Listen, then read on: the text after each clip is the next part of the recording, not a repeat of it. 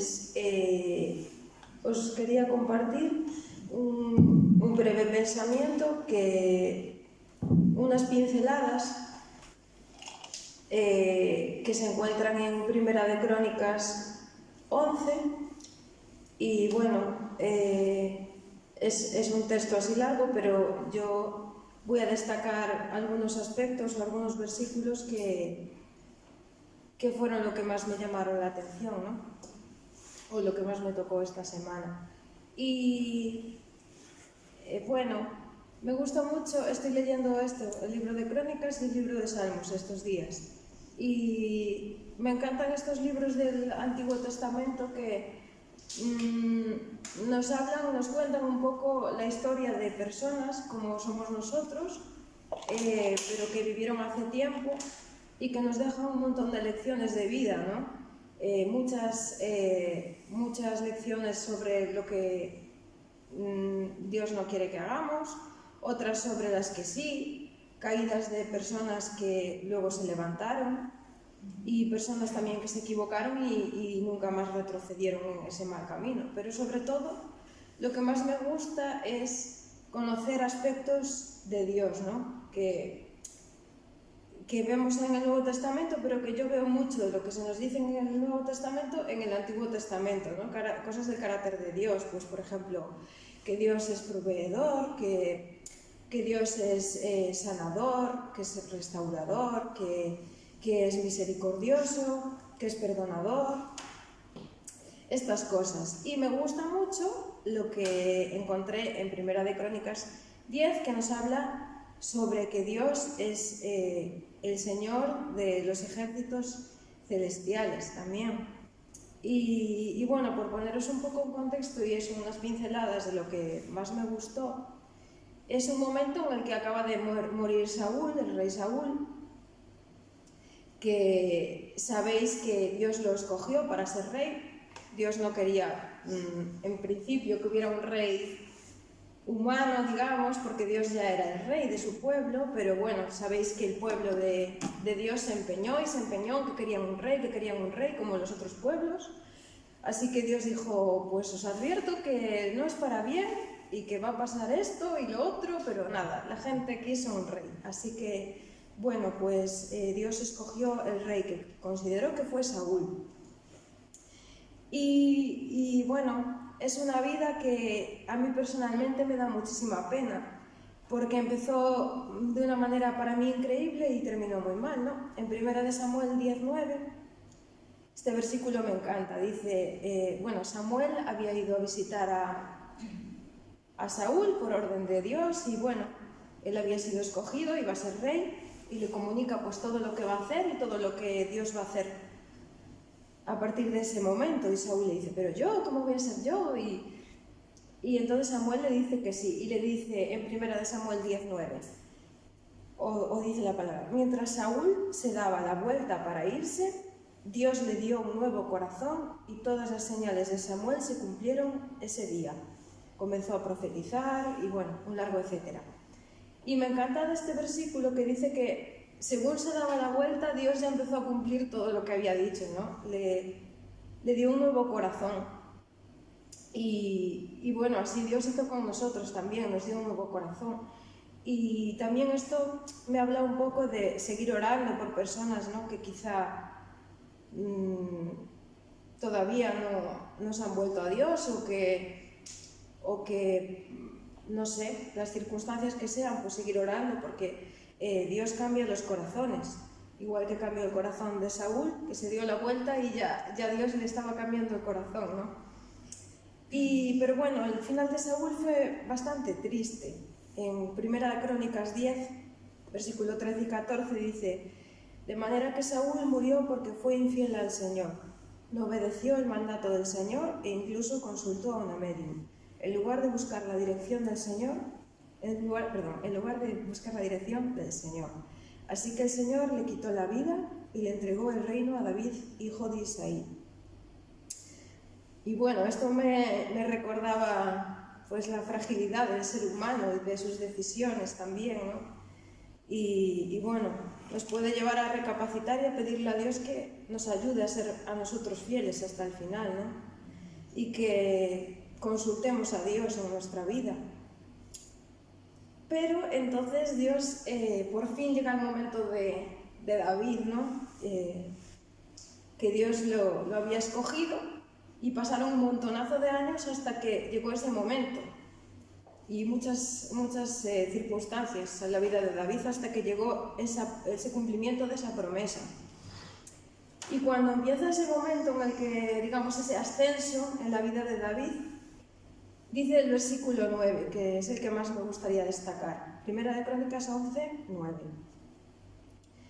David se hacía cada vez más poderoso porque el Señor de los ejércitos celestiales estaba con él. Y bueno, leí este versículo y fue como ¡chas! Porque lo primero que me llamó la atención fue este nombre en concreto que utiliza aquí, ¿no? El Señor de los ejércitos celestiales estaba con él. No dijo el Señor todopoderoso o el Señor, sino que aquí destacó el Señor de los ejércitos celestiales, ¿no? El poderoso, el que batalla. Y cuando leí esto, en primer momento pensé, ¡ay, yo también quiero eso! Hasta que me di cuenta de que ya tenemos eso. Que el Señor de los ejércitos celestiales está contigo y está conmigo. Es el mismo Señor, ¿verdad? Y esto es lo que más me impactó. Que ese Señor que batallaba por David es el que batalla por tu vida, es el que batalla por mi vida. Y en segundo lugar, algo que me gusta de este versículo es que dice, David se hacía cada vez más poderoso, ¿por qué? Porque el Señor estaba con él. No porque David fuera muy poderoso, muy guapo, muy inteligente, tuviera muy buena táctica en combate, que seguramente también, pero era porque Dios estaba con él. Si Dios no estaba con él, pues al final sería como con Saúl, ¿no? Y dice Santiago 1:17, todo lo que es bueno y perfecto es un regalo que desciende a nosotros de parte de Dios nuestro Padre, quien creó todas las luces de los cielos. Así que todo lo que tenemos, todo lo que poseemos, todo lo que vivimos es por gracia de Dios y proviene de Él y no es mérito nuestro. Así que, nada, en este día me gustaría que nos acordáramos de que el Señor de los ejércitos celestiales está contigo y está conmigo, está con nosotros, está con su pueblo aquí. Y nos acordemos de esto y impulse y alimente nuestra fe a la hora de orar y clamar a Él y traer nuestras peticiones ante Él. Él está con su pueblo. Y por otro lado, ser agradecidos, tener un corazón humilde, sabiendo que todo lo que tenemos, todo lo que somos, es por regalo de Dios, ¿no? Y nada más, que Dios os bendiga.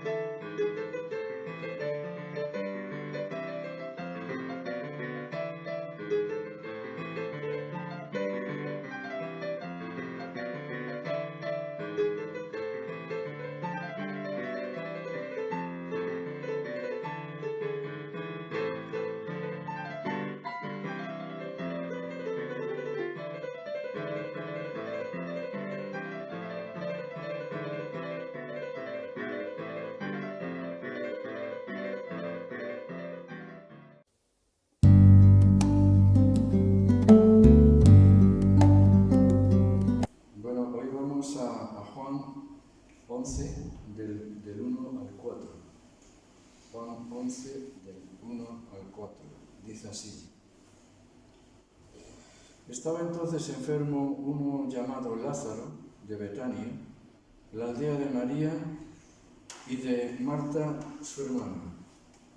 María, cuyo hermano Lázaro estaba enfermo, fue la que ungió al Señor con perfume y le enjugó los pies con sus cabellos. Enviaron pues las hermanas para decir a Jesús: Señor, he aquí el que amas está enfermo.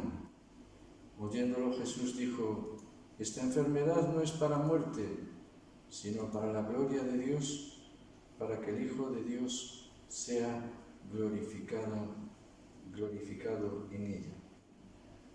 Amén. Bueno, pues nos dice que estaba enfermo uno llamado Lázaro, ¿no? Y a mí esto me llama la atención. De hecho, quiero titular lo que vamos a hablar ahora, un anónimo protagonista. Porque Lázaro, sin quererlo, fue un anónimo protagonista. Detrás de muchos milagros de liberación, sanación y provisión, hay algún héroe anónimo que, sin hacer mucho ruido, Dios los usa para su gloria.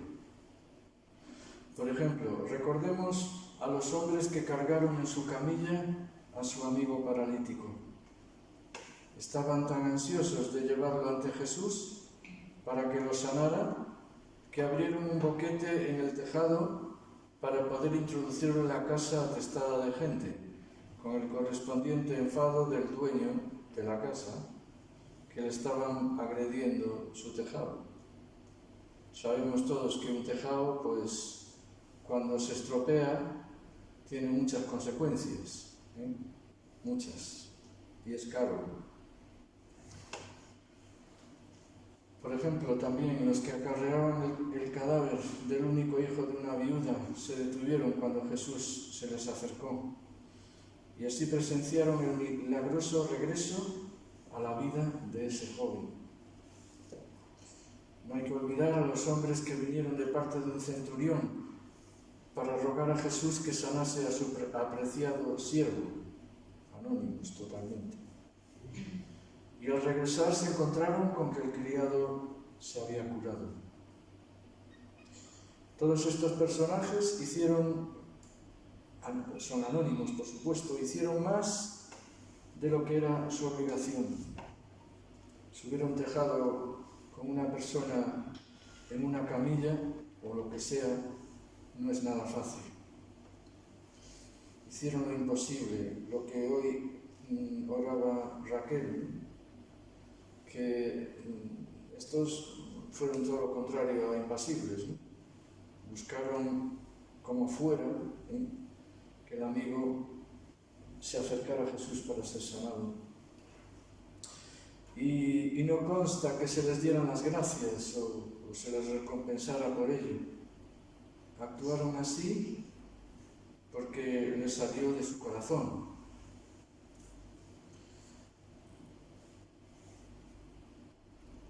Y en este pasaje, a mí lo que me llama la atención es que a Lázaro lo tratan como si fuera un anónimo, es decir, había allí uno que se llamaba Lázaro, y para colmo dice uno llamado Lázaro de Betania, la aldea de María y de Marta su hermana, es decir, reducido a cero. Sin embargo, Dios a través de él realizó un milagro potente. Y de hecho a Lázaro en estos pasajes apenas se le nombra. Pareciera que Marta y María son las protagonistas y que él, sin embargo, pues pasa desapercibido. No obstante, es el protagonista principal de un hecho muy notable en la Biblia, como es la resurrección de alguien alguien que no ocurre con frecuencia. De hecho, gracias a eso, dice la Biblia, en este pasaje un poco más adelante, en este capítulo, que muchos de los judíos creyeron en él, creyeron en Jesús por este milagro, ¿no? Tremendo milagro. Y yo diría de este hecho, a mí por lo menos me resulta muy consolador, ¿no? Que aquellos que aparentemente no son importantes o la sociedad no considera importantes, los eleva a notables, ¿no? Pues yo creo que eso, que es un fuerte consuelo, debía ser para nosotros, ¿no? Y es curioso, ¿no?, que haya sucedido esto de esta manera, ¿no?, que uno, ahí como dice, estaba enfermo uno, llamado Lázaro, y sin embargo, fijaos qué milagro tan potente hizo Dios, porque según parece, Dios no quiere exaltar a Lázaro ni a ningún ser humano, sino al hecho de la resurrección que produjo Jesús, ¿no? Y yo siempre pienso, a pesar de mi carácter que a veces sin quererlo quiere ser destacar, que estoy aquí, pues a pesar de eso siempre creo y firmemente que Jesús debe ser el centro, como cantábamos en la canción, ¿no?, y no ningún ser humano. Si Dios hubiera exaltado a Lázaro y para colmo se hubiera producido la resurrección, ¿qué sería más importante, Lázaro o la resurrección? Por lo tanto, hablamos de que Lázaro era un anónimo y hay otros anónimos a los que Dios llamó. Por ejemplo, José, el padre de Jesús, el padre postizo de Jesús, ¿no?, que fue esposo de María y padre adoptivo de él. Aunque inicialmente se sorprendió al enterarse de que María estaba embarazada, un ángel se le apareció en un sueño, fijaos, un anónimo, al que un ángel se le aparece en un sueño. A mí nunca se me ha aparecido un ángel. Esto es muy importante, ¿no? Y le aseguró que el niño fue concebido por obra del Espíritu Santo. Y José aceptó esta revelación con fe. Porque yo siempre dije, José era un caballero, ¿no? Pudo haber desechado a María y irse por ahí. Sin embargo, se ve una sensación de protección, ¿no?, hacia María y hacia Jesús. Un hombre realmente valiente, porque tuvieron que ir pues a Egipto, ¿no?, atravesar toda Galilea. Incluso para que Jesús naciera tuvieron que atravesar toda la tierra de Israel, ¿no?, desde el norte, atravesando desiertos, montañas, no es como hoy que coges un avión y te vas. Fueron andando, se supone, realmente valientes, ¿no? Y sin embargo José no se le da mucha importancia, ¿no? Es alguien casi anónimo. Y tenemos el ejemplo clarísimo de David, ¿no? David, otro anónimo al principio, ¿no?, el rey David. Dios lo eligió porque era anónimo. Cuando Samuel se presenta ante los hermanos para ver quién es el rey de Israel que Dios le había mandado que fuera allí, llegó allí y resulta que ninguno de los más parecían poderosos era el ungido de Dios. Y entonces Samuel le pregunta al padre a Jesé, le pregunta, oye, ¿tú no tienes ningún hijo más? Y dice, Tengo otro, que es el más joven, y está cuidando las ovejas. Cuidar las ovejas para el pueblo de Israel era como nosotros hoy dar de comer a los cerdos, ¿no? Era el trabajo más miserable, digamos. Tengo otro, hay un chico que es el más joven. Sin embargo, fue elegido el rey de Israel. ¿Qué decir del ladrón de la cruz? Creo que Rosy habló alguna vez de él. Sin duda es uno de los personajes anónimos, ni sabemos su nombre, ¿no? Apenas sabemos que era un ladrón, delincuente, que fue juzgado y crucificado junto a Jesús. Pero, sin embargo, fue traído al paraíso, ¿no? Un anónimo. Sin embargo, otros pues no fueron tan importantes para Dios. Dice en el versículo 2, María, cuyo hermano Lázaro estaba enfermo, fue la que ungió al Señor con perfume y le enjugó los pies con sus cabellos. Nos habla de María. María, no sabemos si es la misma María que aparece en Lucas y la misma María que aparece en el Evangelio de Marcos. Hay quien dice que sí, hay quien dice que no, pero no vamos a entrar en esa cuestión. De todas formas, fijaos, María era otra persona anónima, de una aldea allí, de Betania, cerca de Jerusalén. Sin embargo, fue tenida en cuenta por Jesús, hasta tal punto que dice que sería tenida en cuenta, ¿no? Sería escrito acerca de ella, y de hecho aparece en el Evangelio, ¿no? Y en el versículo 3 nos habla de Lázaro como el que amas. A ver, ¿en qué quedamos? ¿Es un anónimo? ¿Jesús lo ama? Parece que de una forma especial.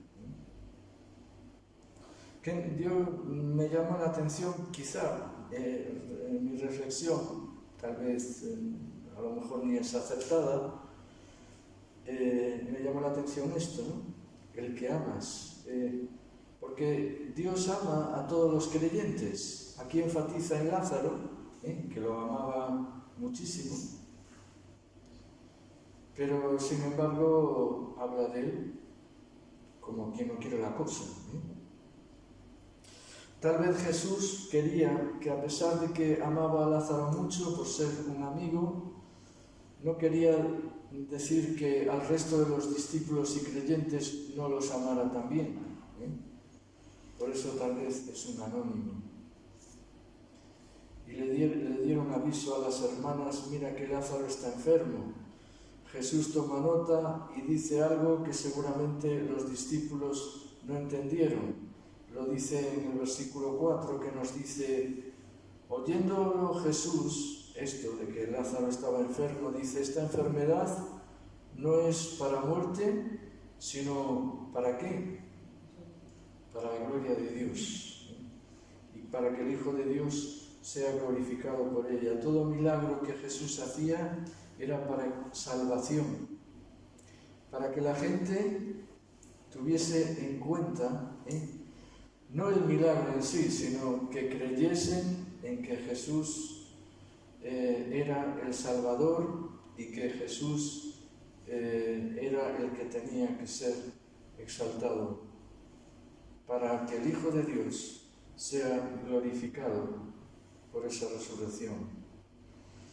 Y si tú te encuentras que eres anónimo o anónima, espero que con todas estas cosas que hemos compartido te animes, porque Dios te va a usar. Amén. Dios quiere usar a personas sin nombre, tal vez, incluso para muchos. Yo me sorprendí de personas que a veces me parecían poca cosa, incluso en la iglesia, pero que Dios usó grandemente, ¿no? Después.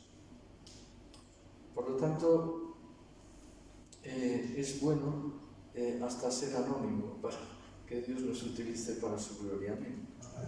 Pues nada más, os dejo con esta reflexión y vamos a orar.